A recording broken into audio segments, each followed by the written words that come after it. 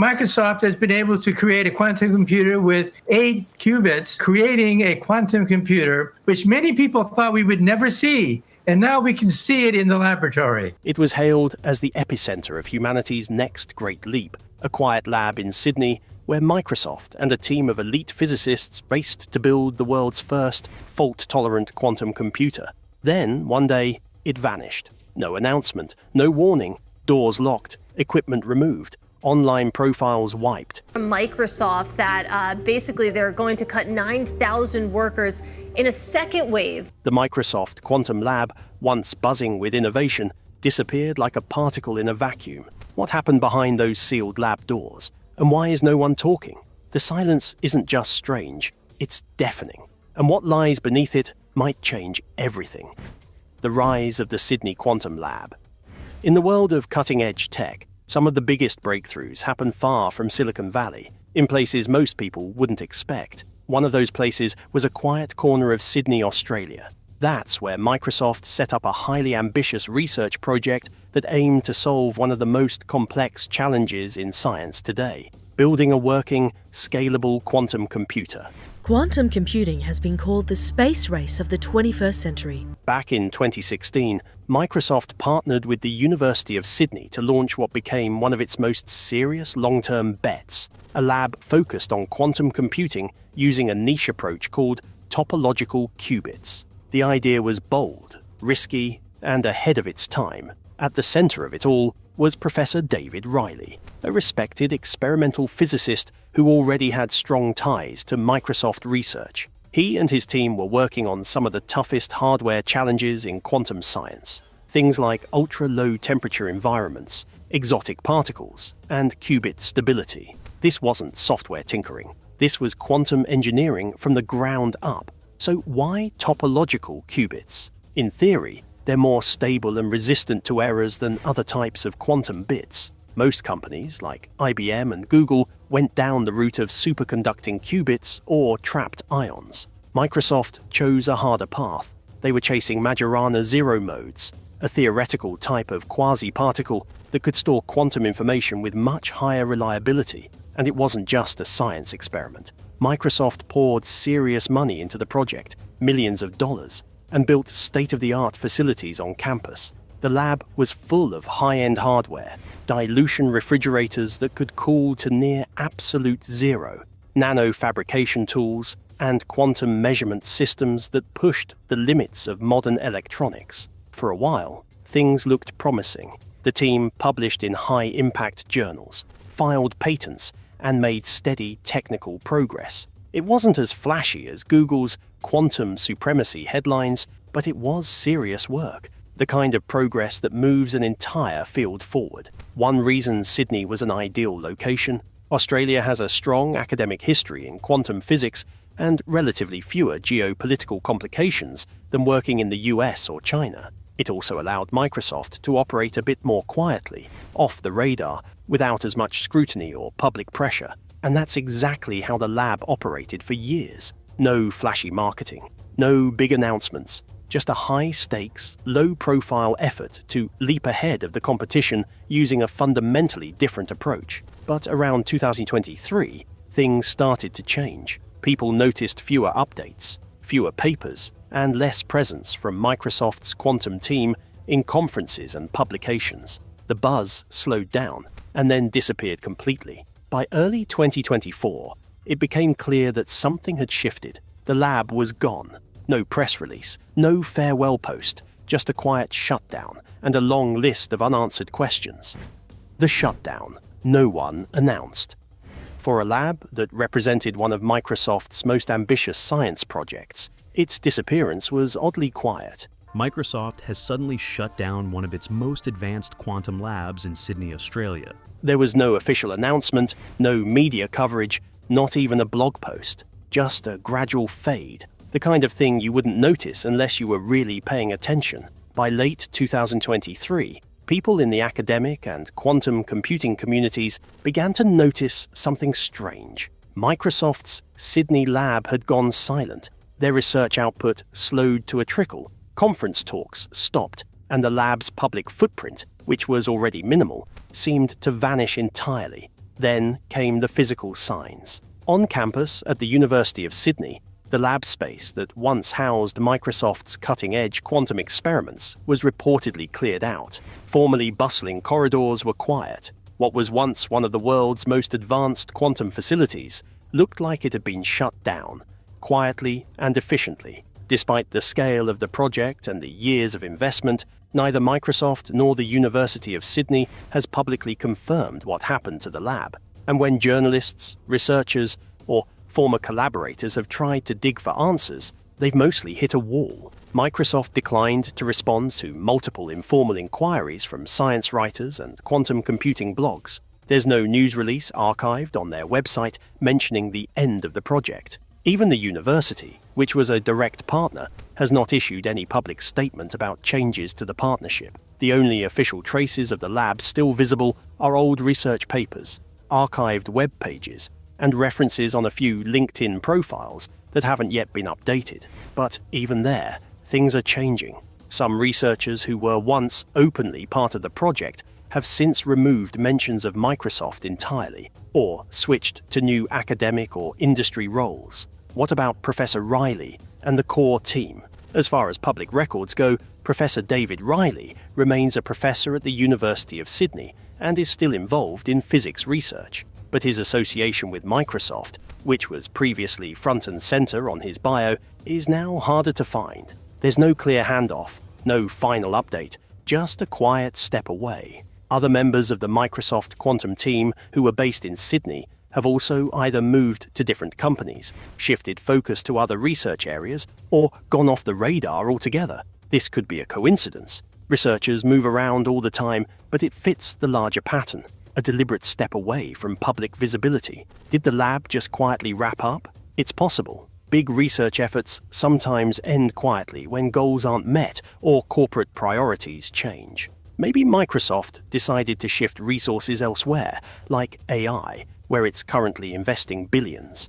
Maybe the quantum program was restructured and folded into other teams. Maybe the topological approach just didn't pan out. But what's strange is how little explanation there's been, especially for a lab that once symbolized Microsoft's leadership in the global quantum race. Companies usually talk about these things, even when projects fail. There's a press release, a blog post, or at least a mention in a quarterly report. But in this case, nothing has been made public, and that silence has only fueled more speculation. Because when a project this big, involving one of the world's most valuable companies and one of the most prestigious physics departments in the world, disappears without a word, people naturally start asking, why? And more importantly, what were they working on right before it all stopped? From corporate drama to classified secrets. When a major tech company suddenly shuts down a flagship research project, especially one as expensive and technically ambitious as the Sydney Quantum Lab, people naturally start looking for answers. But in the absence of any public explanation, all we really have are theories. Some of them are completely reasonable, others lean into the mysterious. A few are flat-out dramatic, but all of them exist for one reason. No one's talking, and that makes even the simplest answer feel like it might not tell the whole story. Here's a look at the most plausible and talked about possibilities behind the lab's quiet shutdown. Let's start with the simplest explanation, and probably the most likely one. Quantum computing is notoriously difficult. Even Google and IBM, who are years into working prototypes, Years ahead of what IBM, Google, or any other quantum player has achieved. still face major challenges with error correction, scaling, and stability. Microsoft's approach, topological quantum computing using Majorana quasi-particles, is even riskier. In fact, it's based on a particle that hasn't been definitively proven to exist in usable form. The Sydney lab was tasked with demonstrating that these particles could be created, controlled, and turned into reliable qubits. And while the team did publish promising results, the broader scientific community has been cautious about the claims. In 2021, Microsoft had to retract or revise some earlier findings related to Majorana signatures, which raised questions about how far along the research really was. So it's possible, even likely, that Microsoft simply reached a point where the science wasn't progressing fast enough to justify continued investment. That doesn't mean the research was a failure. It just might have hit a technical wall. And in a company under pressure to prioritize faster returns from AI, cloud, and consumer products, that can be a deal breaker. Still, that leads to another question. If the project hit a dead end, why not just say so? Another possibility is that Microsoft's quantum program didn't shut down completely. It just moved in a new direction, and the Sydney lab didn't fit the new structure. It wouldn't be the first time. In recent years, Microsoft has increasingly shifted toward integrating quantum capabilities into its Azure cloud platform, focusing more on software tools and simulation frameworks. It's possible the company decided to consolidate quantum efforts in Redmond, its headquarters, or merge research teams under a different leadership model. Some industry insiders have speculated about internal disagreements, either between Microsoft leadership and the Sydney-based researchers, or among different factions within the broader Station Q program. If goals diverged, or the research focus shifted, the lab in Sydney may have found itself out of alignment with the company's new direction.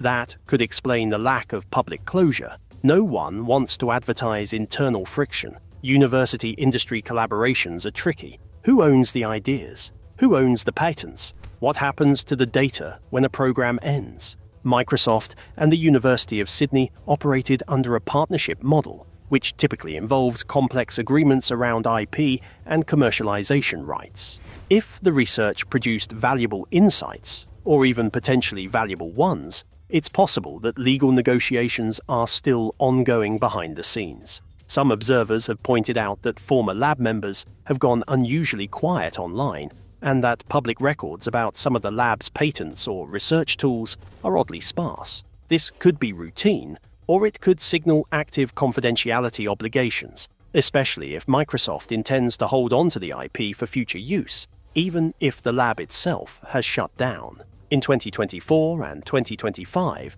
Microsoft made massive public investments into artificial intelligence, pouring billions into partnerships with OpenAI, expanding its data center footprint, and pivoting toward AI-integrated cloud tools like Copilot. Quantum computing, while exciting, has a much longer timeline. Unlike AI, which can ship in weeks or months and show near-instant ROI, quantum research takes decades. In that light, the Sydney lab may have been a casualty of shifting corporate priorities. One former Microsoft employee, speaking anonymously to a tech blog, suggested that the shutdown wasn't due to failure, just timing. The investment horizon got longer, and the payoff got smaller compared to AI, they said. It's not dead, it's paused. Something bigger? Now, let's be clear.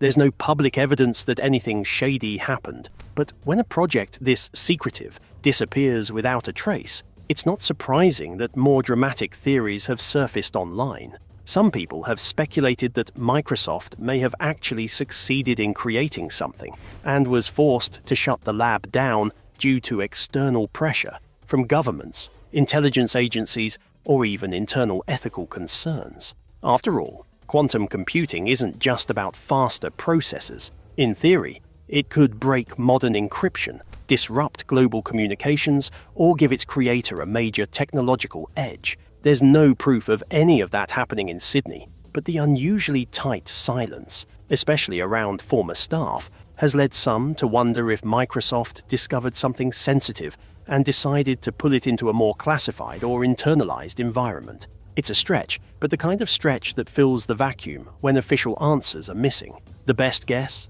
A combination of scientific difficulties, corporate strategy shifts, and possibly internal restructuring. The topological qubit path may have proven too slow or uncertain, and Microsoft may have decided to focus on software and quantum simulation instead, areas with more immediate commercial impact. But the lack of a public explanation keeps the door open to all kinds of speculation.